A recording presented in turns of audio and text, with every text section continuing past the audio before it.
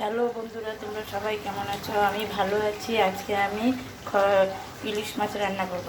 এই যে ইলিশ মাছগুলো দিয়ে এবার আমি প্রথমে কড়াইতে সর্ষের তেলটা দিয়ে দিচ্ছি। মাছগুলো ভেজে নেব, সর্ষে দিয়ে করব। কড়াইতে তেল দিয়ে দিলাম, এবার ভালো করে নেড়ে এবার মাছগুলো দিয়ে দেবো। তেল গরম হয়ে গেছে, এবার আমি মাছগুলো ছেড়ে দেবো।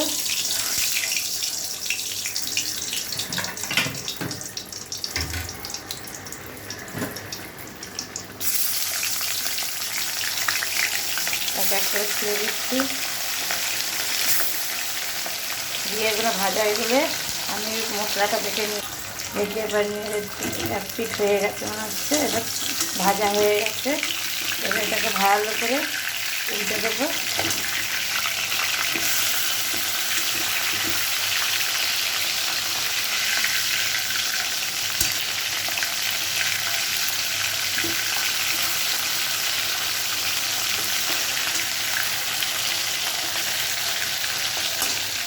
মাছগুলো ভাজা হয়ে গেছে, এবার আমি এক এক করে তুলে নেবো।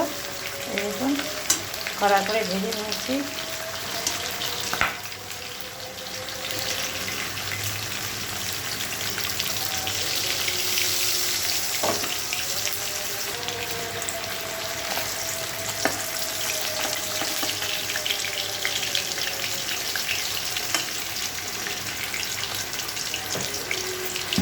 এরকম করে সব ভেজে ভেজে নেবো, তুলে নেবো।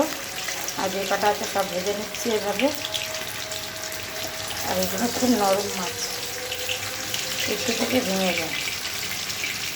আমাদের বাচ্চা নিয়ে এসছে এগুলো, বাচ্চা এগুলো খেতে টেস্ট লাগে।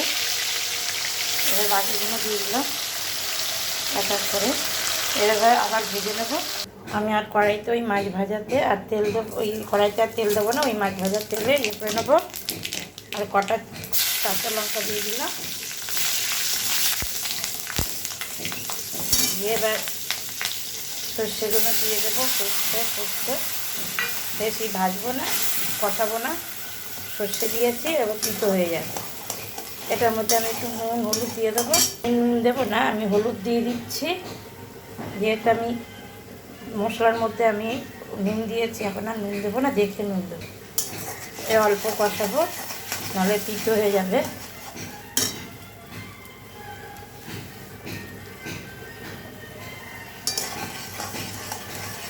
তখন একটু কষিয়ে তারপর জল দিয়ে, তারপরে কাঁচা তেল দেবো, সর্ষের তেল।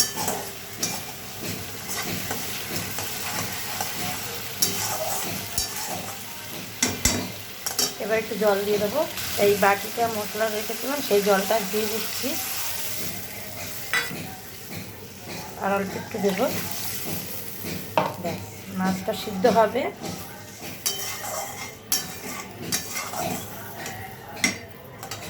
কাঁচা লঙ্কা এখানে কটা দিয়েছি, আর বেটে কটা দিয়েছি, ওই জন্য আর দিলাম না, দেখে বেশি ঝাল করবো না। আর ঝোলটা ফুটে গেছে, এবার আমি আস্তে আস্তে একটা একটা করে মাছ ছেড়ে দেবো।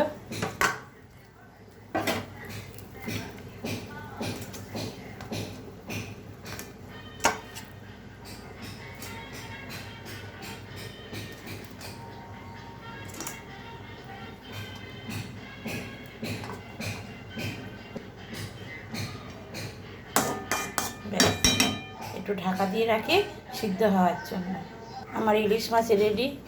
লাইক করবেন, শেয়ার করবেন, কমেন্ট করে জানাবেন, সাবস্ক্রাইব করে দেবেন। আর ইলিশ মাছ তো সবাই সব রকম রান্না করতে পারে। আমি এইভাবে করলাম, আপনারাও দেখবেন এইভাবে করে। আমি একটু কাঁচা সর্ষের তেল দেবো, তার উপর দিয়ে আমি একটু সর্ষের তেল দিয়ে দিলাম কয়েক ফোঁটা। এবার এটাকে আমি নামিয়ে নেব। আমার রেডি হয়ে গেল। ধন্যবাদ, ভালো থাকবে। ব্যাস আমি থালার মধ্যে ঢেলে নিলাম। এই দেখুন, আমি কিন্তু কোনো দিইনি, কাঁচা লঙ্কা দিয়ে করেছি। ব্যাস, ধন্যবাদ, রাখছি।